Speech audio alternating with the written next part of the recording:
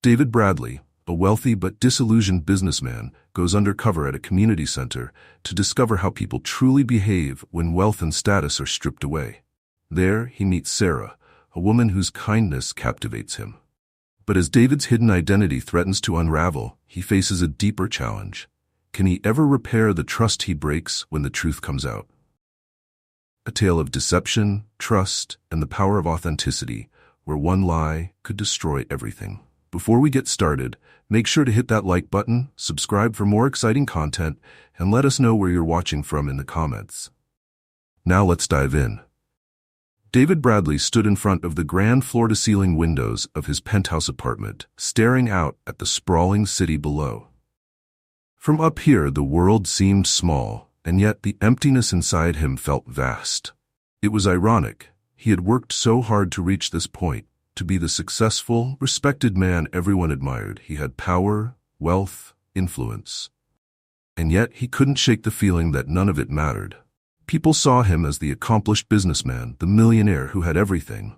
They didn't see the man behind the title, the man who had long ago stopped believing that anyone truly cared about him for who he was. His interactions had become transactional. Every smile, every handshake, every conversation felt like a negotiation. Was there ever an interaction in his life that wasn't tied to his wealth or status? That thought had been gnawing at him for months, but tonight, after another monotonous charity gala filled with shallow conversations and artificial smiles, David decided he'd had enough.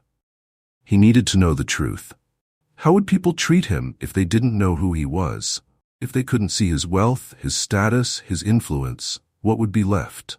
The idea came to him slowly, but once it took hold, it seemed inevitable. He would step away from his life, his identity, and live anonymously among ordinary people. No flashy suits, no expensive cars, no high-profile meetings. He'd live a simple life, blending in with the crowd, and see for himself how people treated those who had nothing to offer but themselves. David began by taking steps to erase his public persona. He informed his assistants and business partners that he would be taking an extended leave of absence. He sold off his luxury car and placed the keys to his penthouse in the hands of a trusted confidant. For the next several months, David would live as someone entirely different, an ordinary man with no trappings of wealth to shield him from the realities of life. He found a small, modest apartment in a working-class neighborhood on the outskirts of the city. It was a far cry from the grandeur of his former home, but it was exactly what he needed. He exchanged his tailored suits for simple second-hand clothing and donned the guise of a man living paycheck to paycheck. Standing in front of the bathroom mirror, David hardly recognized himself. His once impeccably styled hair was now cut short and plain. The sharp, confident businessman was gone, replaced by a man who could easily disappear into the crowd. It was both liberating and terrifying. Stepping outside his apartment for the first time in his new identity, David felt the weight of his experiment settle on him. The streets bustled with people going about their daily lives, none of them giving him a second glance. For the first time in years, he wasn't the center of attention, and it felt like a breath of fresh air. Yet there was a tension beneath the surface, a curiosity about how this new life would unfold. Would people treat him with kindness, or would they judge him for his simple appearance? David's destination was a local community center, known for its charitable programs. He had read about an upcoming event, a volunteer-driven effort to help underprivileged families. The event was a perfect opportunity for David to observe how people acted when the spotlight wasn't on them, when there was no audience to impress. As he entered the community center, the warm buzz of activity greeted him. Volunteers moved about, organizing donations, setting up tables, and preparing for the event. David stood at the entrance for a moment, taking it all in. These were the people he wanted to observe, the ones who claimed to care about helping others. But how many of them were truly genuine? A friendly-looking woman approached him, holding a clipboard. "Hi there. Are you here to volunteer?" she asked with a bright smile. David nodded. "Yes, I'd like to help." She handed him a name tag and a volunteer vest. "Great, we can always use more hands. We're setting up in the main hall if you want to jump in." David thanked her and moved into the main area, blending in with the other volunteers. He took a deep breath. This was it. The start of his journey into a world that didn't know David Bradley, the millionaire businessman. Here, he was just another person, and for the first time in years he felt a glimmer of hope that he might find something real. The community center bustled with energy, filled with people of all ages and backgrounds. The event had drawn in volunteers from different walks of life, each seemingly eager to contribute. David moved among them quietly, taking his place at a donation table, where he was tasked with sorting through boxes of clothing and household items for families in need. As the day went on, David found himself observing the volunteers with growing interest. There was a wide range of personalities at play. Some worked diligently, their focus on helping those who would benefit from the donations. Others seemed more interested in socializing, treating the event as an opportunity to network or elevate their social status. Among the volunteers was a young woman named Sarah, whose quiet yet determined nature quickly caught David's attention. She was not the type to seek the spotlight, but her actions spoke volumes. While some of the others exchanged pleasantries and hovered around the more prominent tasks for recognition, Sarah worked tirelessly, often taking on the less glamorous jobs, organizing boxes, setting up chairs, cleaning up after the event. She didn't complain, didn't seek praise. She simply did what needed to be done. David noticed how she treated everyone with respect, whether they were other volunteers or the families coming in for assistance. There was something genuine about her, something that set her apart from the others. She wasn't here for recognition or approval. She was here because she cared. In contrast, there were others like Amanda, a young woman who exuded confidence and charm, but whose actions were carefully calculated.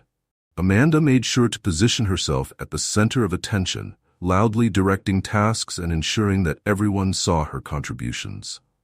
David observed her with a mixture of amusement and disappointment. Amanda was skilled at playing the role of a dedicated volunteer, but her efforts felt hollow. It was clear that her primary goal was to be seen and acknowledged by the organizers. David's first real interaction with the group came when a few volunteers gathered during a break, sipping coffee and chatting in the community center's small kitchen. Amanda, as expected, dominated the conversation, talking about the recognition award that the community center awarded annually to the most dedicated volunteer. "I mean, I've been working my tail off for this event," Amanda said with a smile. "Not that I care about the award, but it's nice to be recognized, you know?"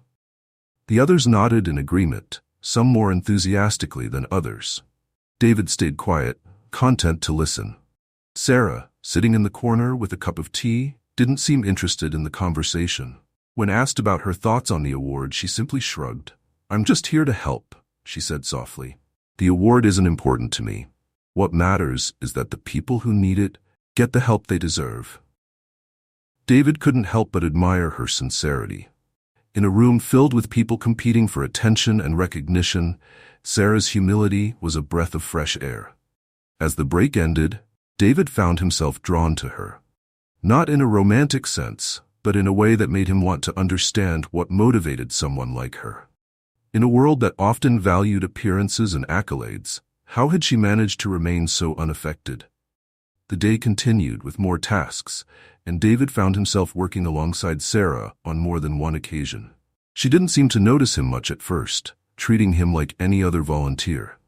But as they worked together, their conversations grew more frequent. She spoke about her background, how she had grown up in a working-class family, how she had seen the struggles of everyday people, and wanted to make a difference in whatever small way she could. "I guess I just believe that if you can help, you should," she said one afternoon as they folded clothes together. "It doesn't matter who you are or where you come from. Everyone deserves a chance." David nodded, listening intently. Sarah's words resonated with him in ways he hadn't expected. For so long, he had been surrounded by people who measured success in terms of wealth and power, but here was someone who valued kindness and empathy above all else. It was refreshing, and it made him reflect on his own motivations. As the day wound down, David realized something profound. In his quest to uncover the truth about people's nature, he had stumbled upon someone who embodied everything he had hoped to find. Sarah wasn't motivated by status or recognition. She was driven by a genuine desire to help others, and that made her stand out in a way that no award ever could. For the first time in a long time, David felt like he was beginning to see the world and the people in it more clearly. And in Sarah, he saw a glimmer of hope that there were still good, honest people who cared about more than just appearances. But as he would soon learn, not everyone shared Sarah's values, and the challenges ahead would test not only her character, but his as well. The days leading up to the charity event became increasingly hectic, with volunteers pouring more energy into their roles. The community center buzzed with activity, and each day presented new challenges, not just in logistics, but in character. David found himself caught in the middle of a silent competition among the volunteers, an unspoken race for recognition, driven by those who craved acknowledgement. It was here that the true nature of those around him began to reveal itself. David had settled into his role as a quiet, hard-working volunteer, never drawing too much attention to himself. He knew he had to remain in the background, observing without becoming the focus. It was becoming clear that, for many, this event was more about personal gain than altruism. One afternoon, as David was sorting through the remaining boxes of donations, Amanda walked up to him, her smile as polished as ever. She leaned against the table, crossing her arms. "So, David, right?" she asked. "You've been here a lot lately. What's your story?" David didn't look up from the box, keeping his tone casual. "Just wanted to help out, I guess. Seemed like a good cause." Amanda tilted her head, studying him. "That's noble of you. You're not like most people around here." David finally met her gaze, unsure of what she meant. "What do you mean?" She laughed lightly, as if he should know the answer. "You know, you don't look like you belong here. Most of the volunteers are either doing this for the recognition, like the award they're handing out, or because they're trying to make up for something. But you're different." David couldn't help but feel the weight of her words. He had been careful to blend in, to appear as ordinary as possible, but it seemed Amanda had picked up on something about him. Still, her tone wasn't accusatory, just curious. "I'm just here to help," he said, repeating the same phrase Sarah had used earlier. Nothing more to it. Amanda shrugged, clearly not satisfied with his answer, but she didn't press further. Instead, she pivoted back to her usual focus, herself. "Well, anyway, I've been working really hard on this event. It's exhausting, but worth it. I heard the award this year comes with some nice perks." David nodded, letting her talk. Amanda, like many others, seemed more interested in the recognition that came with the volunteer work than the actual impact it had on the community. She was charming, certainly, but there was a hollowness to her words that David couldn't ignore. The more she spoke, the clearer it became that her motivation was purely self-serving. It wasn't just Amanda, though. David had noticed a pattern among several of the volunteers, especially those who made a point to stand out in front of the organizers. They would position themselves strategically during important moments, making sure their contributions were visible. Others, like Sarah, worked in the background, quietly doing the heavy lifting without expecting applause. One of the center's coordinators, an older woman named Mrs. Foster, approached the group later that afternoon. She was a kind but no-nonsense figure, someone who had been running the community center for years and had seen countless volunteers come and go. Her sharp eyes didn't miss much. "All right, everyone," Mrs. Foster called out, gathering the volunteers in the main hall. "Tomorrow is the big day. The families will start arriving around noon, and we need everything in place before then. I know you've all worked hard, but this is when we show what we're really made of." David could feel the subtle shift in the room. This was it, the final test. For some, it was a chance to shine. For others, a moment to prove their worth. The tension was palpable, even among those who tried to hide it. As the meeting dispersed, David found himself working alongside Sarah again. They were assigned to organize the children's activity area, setting up tables and preparing supplies for the crafts the kids would be making. Sarah worked efficiently, her focus entirely on the task at hand. "You know," David said after a while, "I've noticed how hard you work. You don't seem like you're here for the same reasons as everyone else." Sarah glanced up at him, brushing a strand of hair from her face. "What do you mean?" David hesitated, choosing his words carefully. A lot of people here seem more concerned with being seen than actually helping. But you just get the work done. No fanfare. She smiled faintly, her eyes thoughtful. I don't know if that's a compliment or not. It is, David assured her. I respect it. Sarah shrugged, returning to her work. I just think that if you're going to help, you should do it for the right reasons. It's not about who gets credit.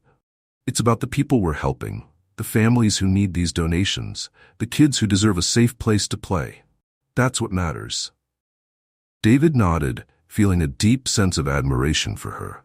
In a room full of people chasing recognition, Sarah was the only one who seemed genuinely motivated by kindness.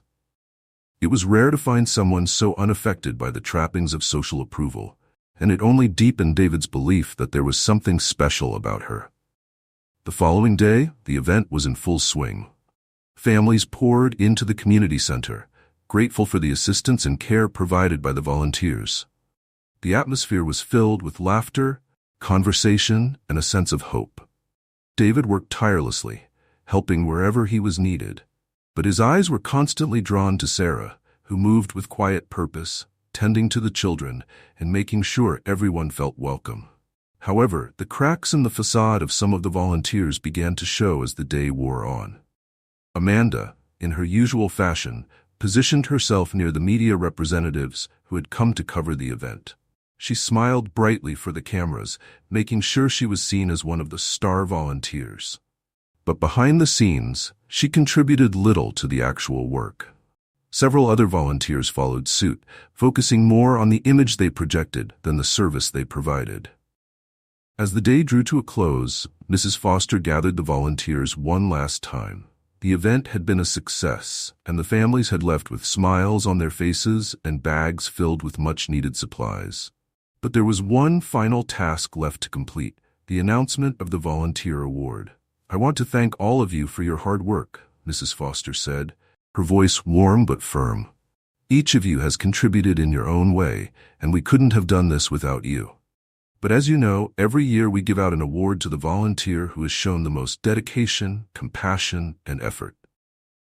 This award is not about recognition for its own sake. It's about honoring those who embody the spirit of this community center. David felt a strange mix of anticipation and dread. He had no interest in the award, but he knew that for some, this moment was everything. Amanda stood near the front, practically glowing with confidence. Sarah, on the other hand, stood quietly at the back as if the award had never even crossed her mind. Mrs. Foster's gaze swept over the group before finally settling on one person. This year, the award goes to someone who has consistently put others before themselves, who has worked tirelessly without seeking praise or recognition. This year's award goes to Sarah. A ripple of surprise passed through the room, and David couldn't help but smile. Sarah's eyes widened, clearly caught off guard, but the room quickly filled with applause.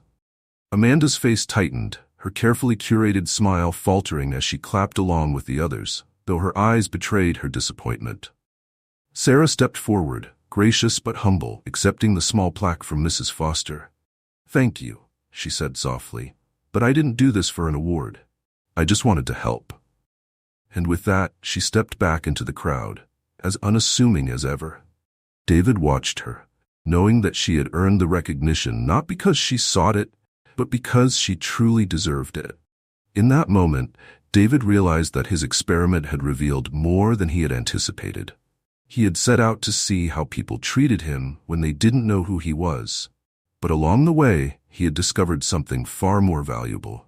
He had found someone who saw the world as it was, who cared for others without expectation, and who, in her quiet way, had shown him the true meaning of kindness.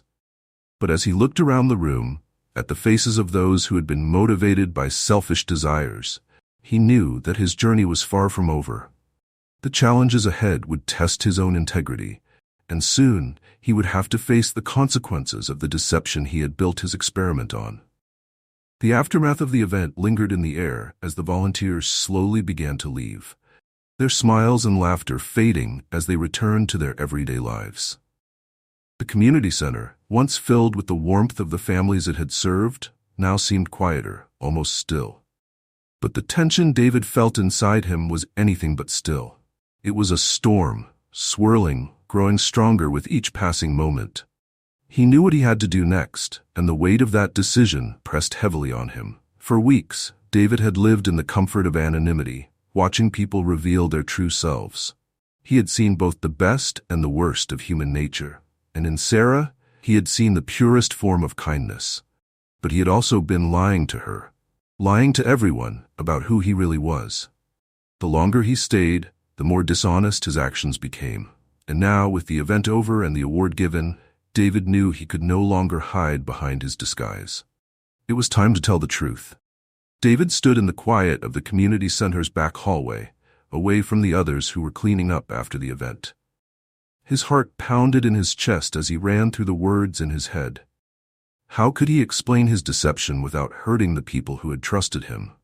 More importantly, how could he explain it to Sarah, the one person who had treated him with such unreserved compassion? As if on cue, Sarah appeared from around the corner, carrying a box of leftover supplies. She hadn't seen him yet, and for a brief moment, David considered turning back, walking away from the confrontation. But no, he couldn't run from this. Not after everything. "Sarah," David called softly, and she looked up, surprised to see him standing there. "Hey," she said, setting the box down and wiping her hands on her jeans. "I didn't expect to see you back here. Everything okay?" David swallowed hard, his mouth suddenly dry.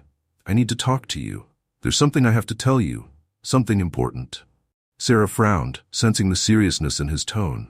She walked closer, her brow furrowed with concern. "What is it?" For a moment, the words caught in David's throat. He had never felt this vulnerable, this exposed. He had built his life on being in control, on knowing how to navigate every situation. But now, standing in front of Sarah, he felt as if the ground beneath him was crumbling. "I haven't been honest with you," David began, his voice low and filled with the weight of his confession. "Or with anyone here." Sarah's eyes narrowed slightly, her concern deepening. "What do you mean?" David took a deep breath, the moment of truth finally upon him. "My name. It's not just David. My full name is David Bradley."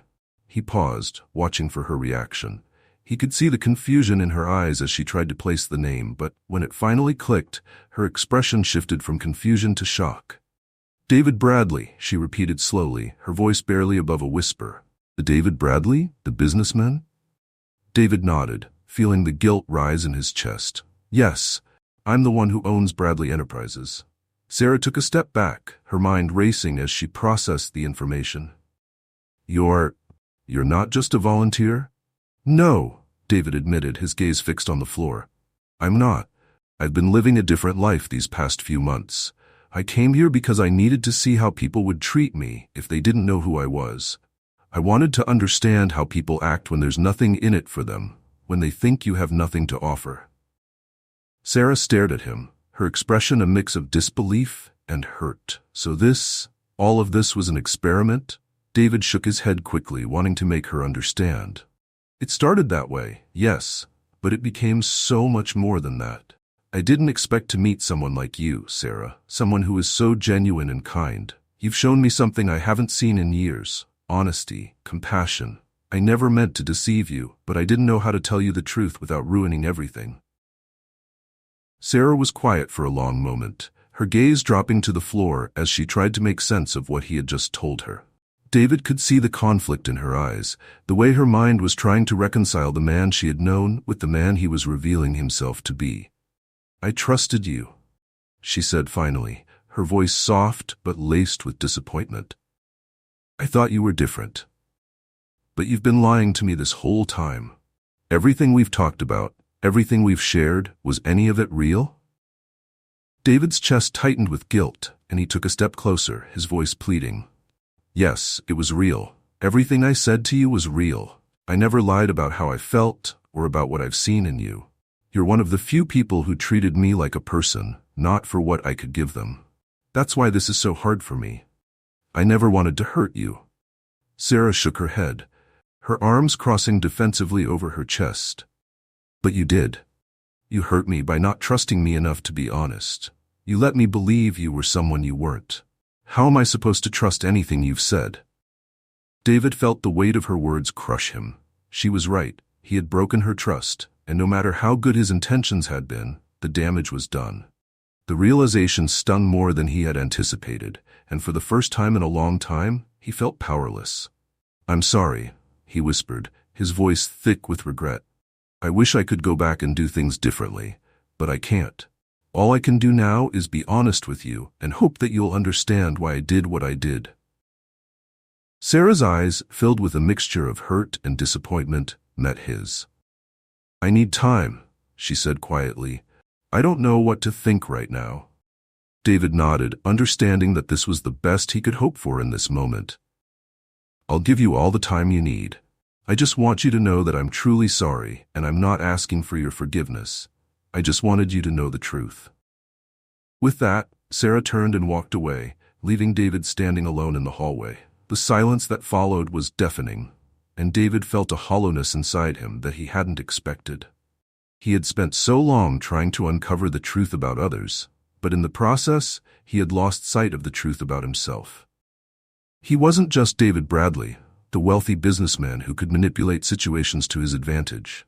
He was also a man who, in his quest to find genuine connections, had caused pain to someone he cared about deeply.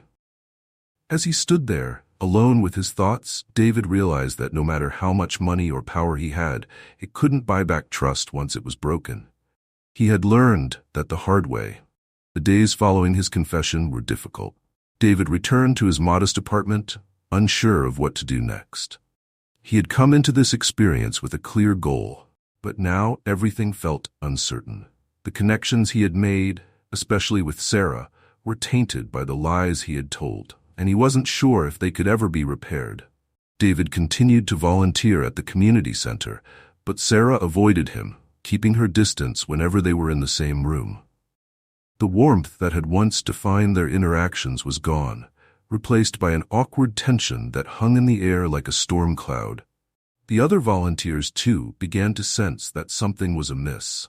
Amanda, who had always been suspicious of David, seemed particularly smug, as if she had been waiting for this moment all along. She would throw him sideways glances, her lips curling into a knowing smirk whenever he passed by. David didn't engage. He had no interest in defending himself or justifying his actions to her or anyone else. But there were others, like Mrs. Foster, who seemed to notice the shift in the atmosphere, but didn't pry. She had been around long enough to know that sometimes people's lives were more complicated than they appeared on the surface. She didn't ask David any questions, but her eyes, wise and knowing, often lingered on him a little longer than before. For David, each day was a reminder of the consequences of his choices. He had spent his life controlling situations, carefully curating the image he projected to the world.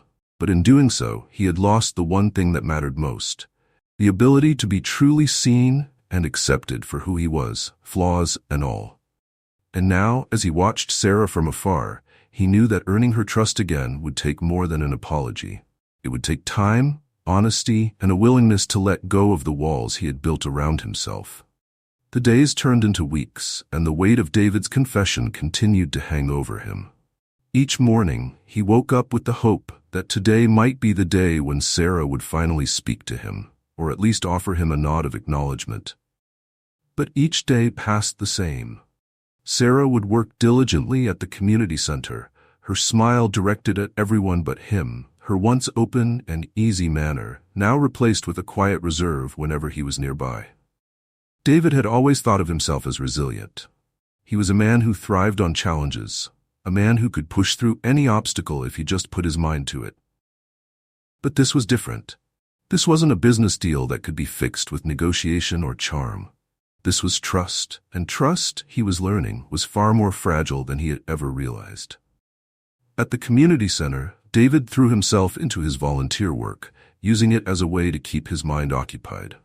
He didn't expect Sarah to forgive him anytime soon, but he hoped that by continuing to show up, by being present and consistent, he could at least demonstrate that his intentions were genuine. But every time he saw her, the reminder of what he had done stung deeply. Sarah, meanwhile, had been grappling with her own emotions. On the surface, she appeared calm and collected, but inside, she was conflicted. David's confession had shaken her. She had trusted him, believed in him, and his deception left her feeling vulnerable and unsure. It wasn't that she couldn't understand why he had done what he did. She could. But that didn't make the betrayal any less real. She had always valued honesty above all else, and now she wasn't sure if she could look at David the same way. But as the weeks passed, something began to shift. Sarah couldn't deny that David had continued to show up, working as hard as ever, even though he had no reason to prove himself anymore. He had no ulterior motives left. He wasn't seeking recognition or praise. He was simply there, doing the work. And slowly, despite her better judgment, Sarah found herself watching him more closely again. One afternoon, as Sarah was organizing the donation shelves, Mrs. Foster approached her, carrying a stack of paperwork. "Sarah," Mrs. Foster said in her usual brisk manner, "I've been meaning to ask, what do you think about David?" Sarah blinked, taken aback by the question. "What do you mean?" Mrs. Foster gave her a knowing look, the kind that only someone with years of experience could give. "You've been distant with him lately. I don't need to know the details, but I can see it. There's tension between the two of you. He's a good man, you know. Flawed, like the rest of us, but good." Sarah opened her mouth to respond, but no words came out. Mrs. Foster had a way of cutting through the noise and getting to the heart of the matter.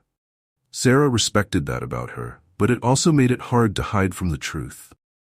"I don't know if I can trust him," Sarah finally said, her voice quiet. Mrs. Foster nodded as if she had expected that answer. "Trust is a funny thing, isn't it? It's hard to earn and easy to lose.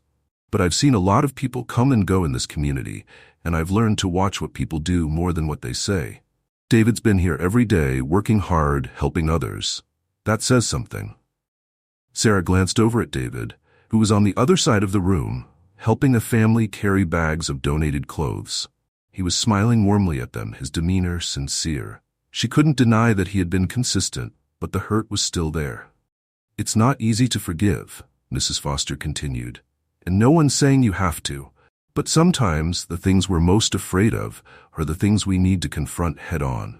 Otherwise, we carry that burden around with us, and it weighs us down more than we realize." Sarah was silent, thinking about Mrs. Foster's words. She knew she was right. Holding on to her hurt was exhausting, but the idea of confronting it, of confronting David, was terrifying. Still, she couldn't shake the feeling that maybe it was time to take that step. Later that week, as the sun began to set and the last of the families had left the community center, Sarah found herself standing near the back entrance, watching the light fade outside. She knew David was still inside, finishing up some final tasks. Her heart raced as she considered what she was about to do. She wasn't sure if she was ready to forgive him, but she knew she needed to talk to him. Taking a deep breath, Sarah turned and walked back inside. She found David in the storage room, quietly stacking boxes.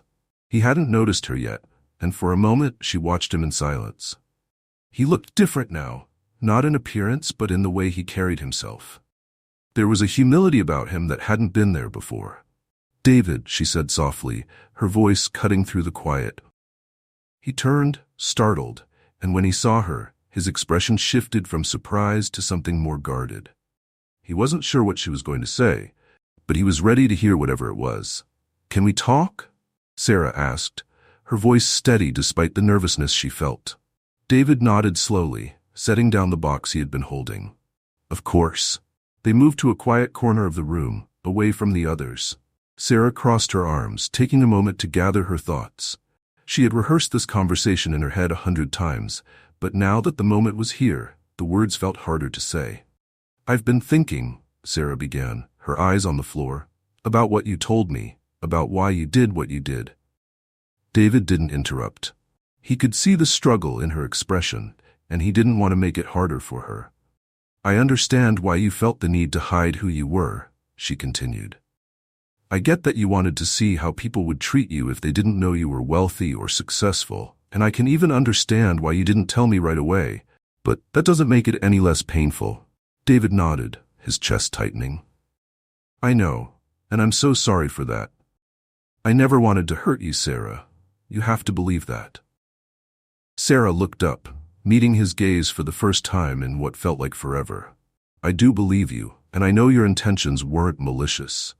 But trust is hard for me. I've always valued honesty above everything else, and when you weren't honest with me, it broke something. David swallowed hard, the guilt he had been carrying resurfacing. I wish I could go back and change it. I wish I had told you the truth sooner. Sarah nodded slowly, the weight of the conversation pressing down on both of them. But you didn't. And now, we're here. There was a long pause, the air between them heavy with unspoken words. Finally, Sarah spoke again, her voice softer this time. I don't know if I can just forgive and forget, David. It's going to take time for me to figure out how I feel about all of this. But I've been watching you. You've been here every day, working hard, helping people, even when you didn't have to. That means something. David felt a glimmer of hope flicker inside him. I'll give you all the time you need. I'm not expecting forgiveness right away, or maybe ever. But I'll be here, doing whatever I can to make it right. Sarah nodded, the tension between them easing just slightly. I appreciate that. I really do. Another pause, but this time it wasn't as heavy. There was a sense of understanding between them now, a shared acknowledgement that while things were broken, they weren't beyond repair. Maybe, Sarah said, her voice thoughtful, we can take things one step at a time. David smiled faintly, grateful for the small step forward. One step at a time sounds good. As they stood there in the quiet of the community center, it wasn't a resolution. There were no grand declarations of forgiveness, no sudden reconciliation. But there was something else, something quieter and more meaningful. There was the beginning of healing. David knew it would take time, maybe a long time, but for the first time since his confession, he felt like he had a chance. A chance to rebuild what had been broken, to earn back the trust he had lost, and to move forward with the lessons he had learned. And as Sarah gave him a small, tentative smile, David realized that maybe, just maybe, they could both find a way to grow from this. Together. Thanks for joining us. If you enjoyed this story, don't miss the next one. Click on the video now to watch. We appreciate your support, and we'd love to hear your thoughts in the comments.